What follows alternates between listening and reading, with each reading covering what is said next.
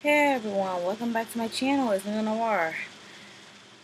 Oh god, I meant to record this sooner, but it's so hot. I kept passing out from all the heat. It's still hot here, people. Um, so yeah, I put up a review yesterday, and I technically finished these episodes, this next batch of episodes, somewhere. Um, I think around 3 in the morning or whatever. So yeah, now I'm gonna give you the review. This is episodes 10 to 18. I mean, not 10 to 18, 12 to 18, or basically um, uh, part 3-1 to 3-7. Um, okay, so in this part, we get a whole new side to everything.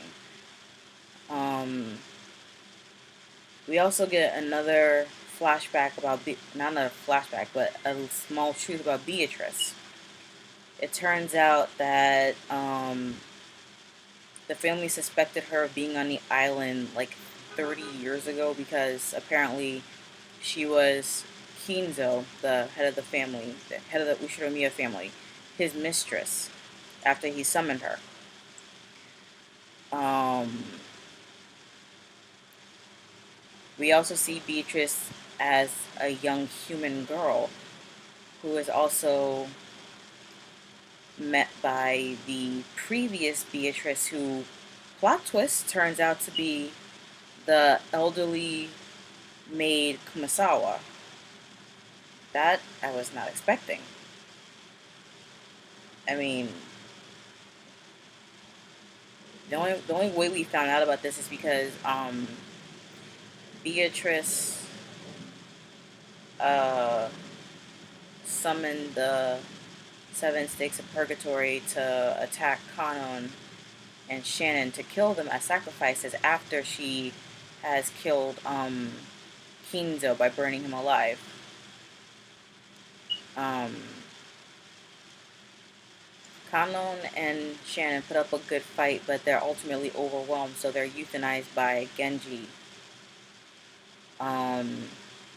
And they become sacrifices like that, and Genji is put to rest by Runo, who is also Beatrice's butler.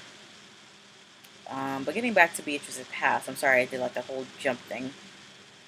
Uh, it's also seen that Beatrice, after she meets Rosa as a child, well, not a child, like a teenager, that she is trapped in human form after she was summoned by Kinzo. While on a walk with Rosa, Beatrice accidentally falls off of a cliff and basically dies on impact, so her soul is set free. She regains her memories that she's the endless witch, and now I guess that's how we see that. That's how we realize that Kinzo. We don't see how Kinzo gets into the I guess the hobby of researching black magic to revive Beatrice, but I guess that's how we see that's the catalyst that we see of why he got into it, and why now he's trying to sacrifice his family to get to Golden Land to be with Beatrice again. But as we know, he dies every single time, so he ain't getting anywhere close to her. I'm sorry, it's inevitable. So, um, Battler, slightly confused and a little outraged at this small hint of truth, questions Beatrice, and she uses the red truth now to confirm that she died as a human and that there are only 18 people on that island, so there's no way she's completely the one doing the killing. Just for this timeline, I guess. For all the other timelines, I'm sure everything was done with magic because they were all closed door murders and everything. Um, Ava, who's George's mother, is haunted by visions of her younger self, who has grand aspirations of becoming head of the family and finding Kinzo's rumored secret stash of 10 tons of gold. Um, so she does find it, and like seconds later, Rosa finds it too. And they talk, and like Rosa asks to at least have a small portion of the gold. I think for herself and Maria. I think she asked for 120 million dollars from those gold bars.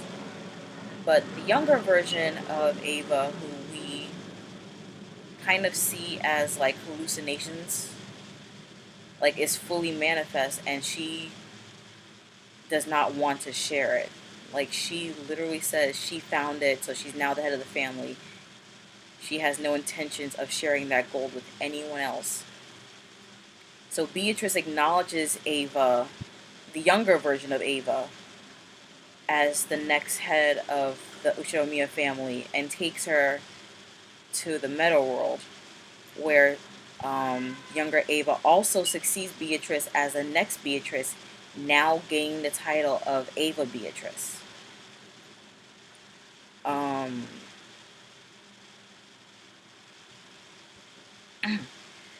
With her newfound powers, Ava Beatrice, not exactly corners, but meets up with Rosa and Maria in the garden because the typhoon. Maria wanted to check on the rose that was shared between her and Beatrice, and thought that if she didn't check on it to make sure it was okay, Beatrice would get mad at her. So because of that, like I said, they were met by the now Ava Beatrice, while the current older version of Beatrice is sick in bed and is experiencing a ton of pain. Ava Beatrice, who, as I will keep saying, is the younger version of Ava, is more sick and twisted than Beatrice than the now previous Beatrice used to be, or technically is.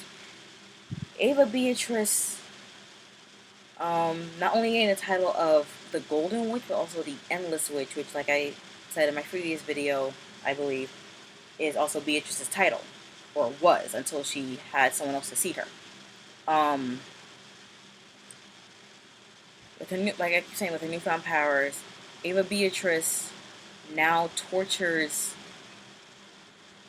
kills, and revives Maria and Rosa multiple times before they actually receive a full mercy kill from the previous Beatrice.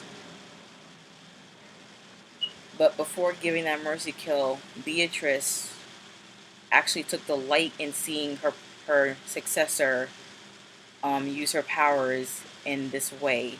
And it pretty much angered Battler, who slapped Beatrice and said he refused to play this game anymore with a monster like her, because she now refuses to acknowledge her as a witch at all, or as his opponent.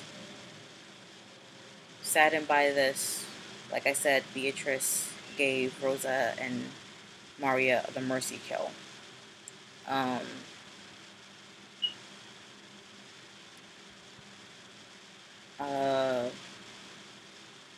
When I said Kumasawa was the former Beatrice, I wasn't kidding. Like in episode 12, we see her with the young human version of Beatrice, and then we see her again as the old woman Kumasawa, and the previous Beatrice, who now renamed herself Viragila. So now basically name change. Viragila and Beatrice, not Ava Beatrice, the Beatrice we knew from episode 1, has a battle, and Viragila ends up losing.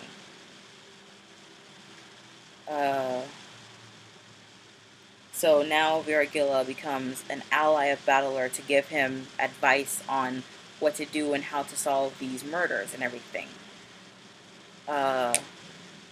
So getting back to the Beatrice we know since episode 1, who's now the previous Beatrice since she gave away her powers to Ava Beatrice, we see her be helpful in some way to try regaining Battler's trust. Beatrice approaches George and helps him to revive Shannon. Um, which, in my opinion, is good because it does show that she has some compassion at the very least.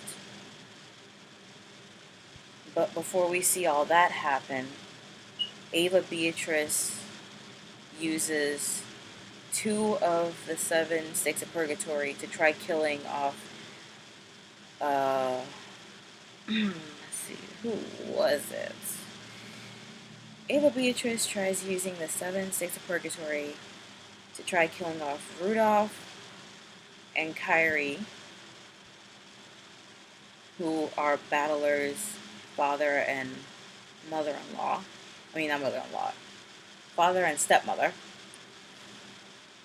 But the 2 stakes fail, so Ava Beatrice summons the Cheister sisters, who kill them off basically in one shot, and then trying to knock sense back into Ava Beatrice. Hideyoshi is killed by her. The Cheister sisters also kill Kraus, Natsuhi, George, and the newly revived Shannon. Which is actually sad because George and Shannon, I thought, could definitely go on and be together forever. But that didn't happen, sadly. I call that a really, really low blow. And I actually did start crying. I actually had to pause the episode for I think like 20 minutes to cry it out. But I got it out of my system and I'm good.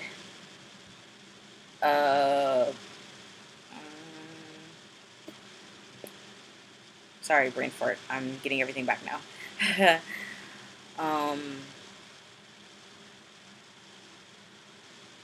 So, after everything is said and done, Jessica blames Ava, the older adult version of Ava, for killing off her parents, Kraus and Natsuhi.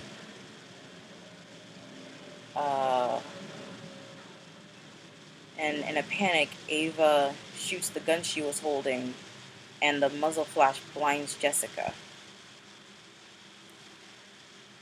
Going to try to find Battler because Jessica now believes he's in danger by being with Ava. Dr. Nanjo is killed by Ava Beatrice, I guess by being stabbed in the head by her staff. And then she taunts Jessica. Beatrice, having a change of heart, former Beatrice, having a change of heart, revives Kanan's soul to help Jessica get to someplace safe. And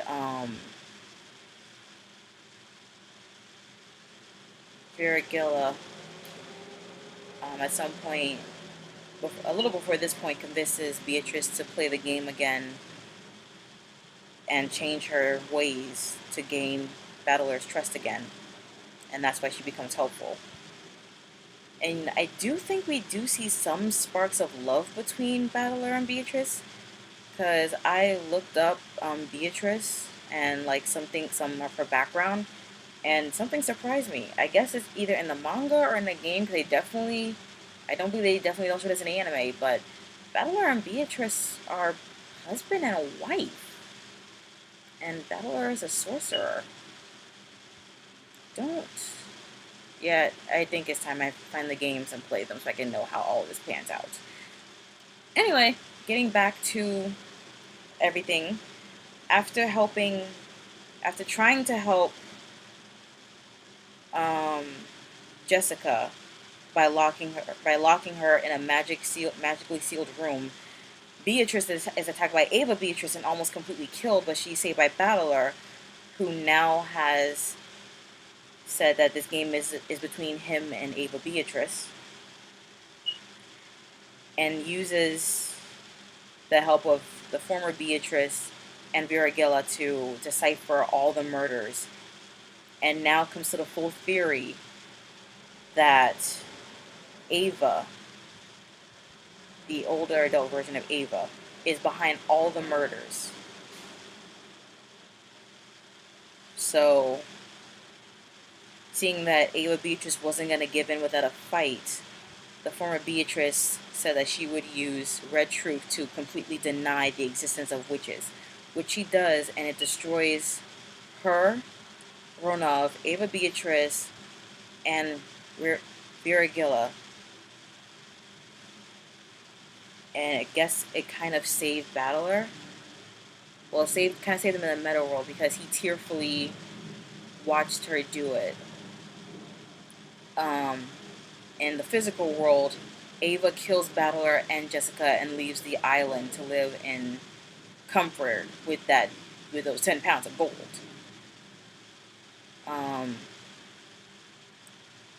In the meta world, we're transported to Golden Land along with Beatrice and Battler, and Battler is reunited with all of his loved ones. They said all he had to do was to allow Beatrice's invite into Golden Land, was sign a contract or whatever, or an invitation. But that actually turned out to be a contract admitting that witches exist, which he's almost forced into signing by Beatrice and Viragilla. He then realizes that Beatrice faked her reformation in order to achieve this one ultimate goal. And before he could sign, a new character is brought to the chessboard. It turns out it's Battler's younger sister, Angie, who, after being approached by Birkenstill to find out the truth of what happened to her family, because we see her like after a 12-year gap because she was being taken care of by Ava. It turns out Angie is now Angie Beatrice because on her deathbed, Ava gave headship of the Ushinomiya family to Angie as well as the title of Beatrice.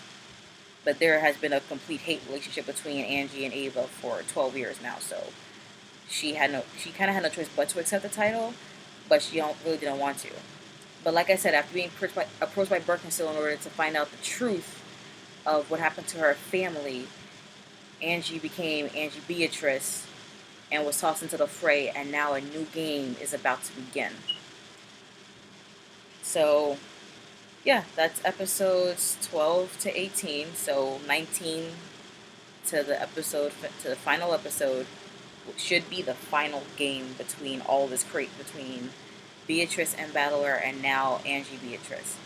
So, yes, I know this was a long video. If you sat through it, applause to you. You actually have the patience to put up with me and my endless, confusing rambling, and slight rants. I do promise that the next review I do, if not on these last couple of episodes for Higurashi Umineko, I promise it will be shorter. I actually am looking up other anime to talk about as well. And I will rehash anime that I have seen in the past to talk about with you guys as well.